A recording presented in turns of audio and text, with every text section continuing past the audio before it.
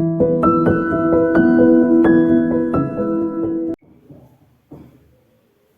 बच्चों, आज हम वाक्य पढ़ेंगे। वाक्य के दो भेद होते हैं, एक अर्थ के आधार पर, दूसरा रचना के आधार पर। तो हमारे सिलेबस में कक्षा 10 में जो है अर्थ के आधार पर वाक्य नहीं है, तो हम सीधा रचना के आधार पर वाक्य पढ़ेंगे। वाक्य पढ़ने से पहले वाक्य की परिभाषा देखिए। शब्दों के सार्थक समूह को वाक्य कहते हैं। अब देखो, हमने सबसे पहले वर्ण पढ़े थे। वर्ण और अक्षर सबको पता है, अ, क, ब, ये सब क्या है? वर्ण है। और जब हमने इनको व्यवस्था से मतलब सार्थक शब्द बनाया, अ प्लस ब, ये अब बना। अब का मतलब इसका सार्थक बन गया ये शब्द। तो वर्णों का सार्थक समूह शब्द बना और शब्दों का सार्थक समूह क्या बन जाएगा? अब घर चल। भाषा की सबसे छोटी इकाई वर्ण है और अंतिम इकाई वाक्य है। समझो, पहले जो वर्ण है, जो भाषा की सबसे छोटी से छोटी इकाई जिसके हम और टुकड़े नहीं कर सकते, उसको वर्ण कहते हैं।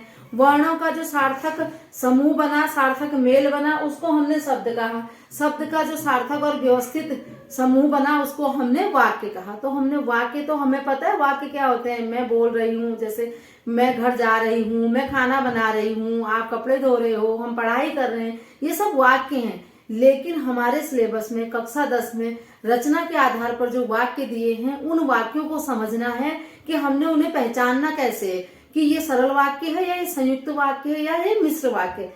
जब हम बात कर रहे हैं, बोल रहे हैं, तो हमें ये पहचानने की आवश्यकता नहीं है। लेकिन जब हम पढ़ रहे हैं तो पढ़ाई करते समय हमें ये सब पता होना चाहिए कि व्याकरण के हिसाब से, व्याकरण का ज्ञान के हिसाब से ये कौन सा भेद है वाक्य का। तो सबसे पहले देखेंगे सरल वाक्य। जैसा नाम है ना इसका, सरल वाक्य, तो ये सरल ही है। इसको ऐसे पता करना है, इसको ऐसे पहचानना है। इसमें एक उद्देश्य होता है, एक विधेय होता है। आपने अगर व्याकरण तो आपने इंग्लिश में ही पढ़ी है, उसमें एक सब्जेक्ट और दूसरा प्रेडिकेट होता है, वही होता है उद्देश्य और विधेय हिंदी में।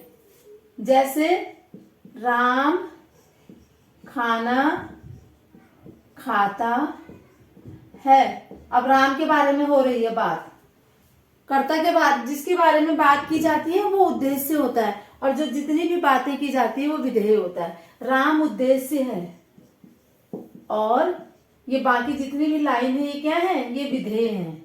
तो जिसमें सरल वाक्य वो होते हैं जिसमें एक ही उद्देश्य होता है और एक ही विधेय होता है। इसको पहचानने का ये तरीका है। उद्देश्य का विस्तार हो सकता है, राम, मोहन, सोहन, गीता खाना खाते हैं। उसमें बहुत सारे नाम देख के ये नहीं सोचना ये सरल वाक्य नहीं होगा। सरल वाक्य का मतलब ये नहीं होता वो छोटा होगा। सरल वाक्य बड़ा हो सकता है, उसका उद्देश्य का विस्तार हो सकता है, लेकिन आएगा वो सारा एक उद्देश्य और एक विधेय के ही अंदर। तो जिस वाक्य में एक उद्देश्य होता है, एक विधेय होता है, उसमें, या फिर जो जिस वाक्य में एक ही क्रिया होती है, उसे सरल वाक्य कहते हैं। जैसे पानी बरस रहा है, मोहन बीमार है, ये कौन से वाक्य हैं? सरल वाक्य हैं। अब आएगा संयुक्त वाक्य। नाम से ही पता चल रहा है, संयुक्त का मतलब ज्वाइंट। तो जो दो सरल वाक्यों से मिलकर जो वाक्य बनता है ना, वो संयुक्त वाक्य होता है। अब देखो, पहचानने के लिए उसमें क्या आता है?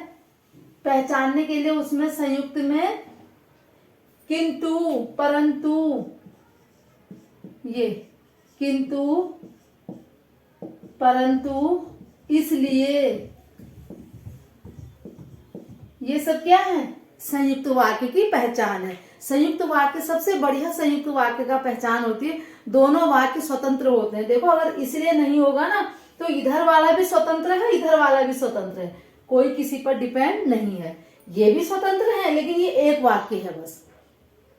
सरल वाक्य एक है, पानी बरस रहा है, मोहन बीमार है, एक वाक्य है सरल वाक्य। लेकिन जब हम संयुक्त वाक्य समझेंगे, मुझे बुखार था इसलिए मैं नहीं आया, या मुझे बुखार था इसलिए मैं विद्यालय नहीं गया।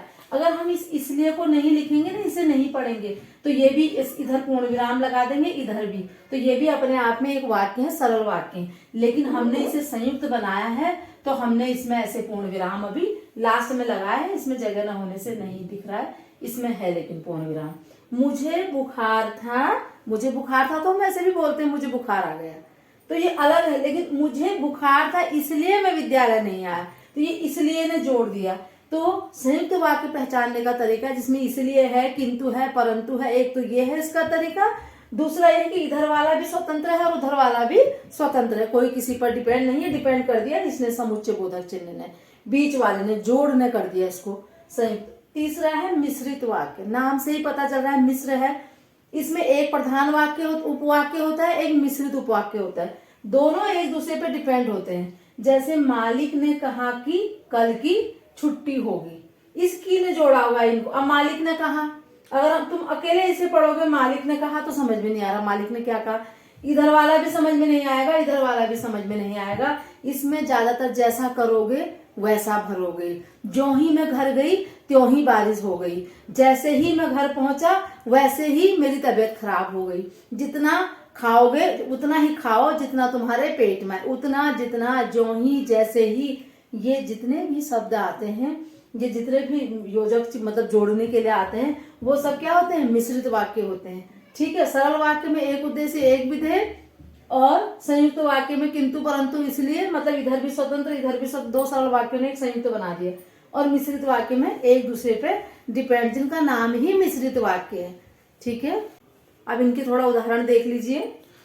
जैसे सरल वाक्य है, सरल वाक्य का उदाहरण देखिए, सुभाष खेल रहा है। सुभाष उद्देश्य है, खेल रहा है विधेय है। एक उद्देश्य और एक विधेय, इसलिए सरल वाक्य है। मैंने अपना काम कर लिया है। ठीक है, एक ही क्रिया हो रही है, ये भी है सरल वाक्य की पहचान। मैंने अपना काम कर लिया। मेरे माता पिता मुझे बहुत प्यार करते हैं। बहुत लंबा वाक्य है लेकिन सरल वाक्य है, क्योंकि एक उद्देश्य है और एक विधेय है। माता पिता उद्देश्य है और जिनके बारे में बात हो रही प्यार करने वाली, वो इधर उद्देश्य हो गया, तो एक विधेय हो गया। एक उद्देश्य एक विधेय अगर हो रहा है तो सरल वाक्य है। संयुक्त वाक्य का उदाहरण देखिए, ईसा बाजार गई और जल्दी से लौट आई, इसने जोड़ा है इसको। ठीक है, अब जल्दी से लौट आई को अगर अलग से पढ़ोगे तो वो ये अलग से है, तो ये अस्वतंत्र वाक्य। ईसा बाजार गई भी स्वतंत्र वाक्य, लेकिन इस और ने क्या कर दिया, इसको जोड़ दिया, तो ईसा बाजार गई और जल्दी से लौट आई।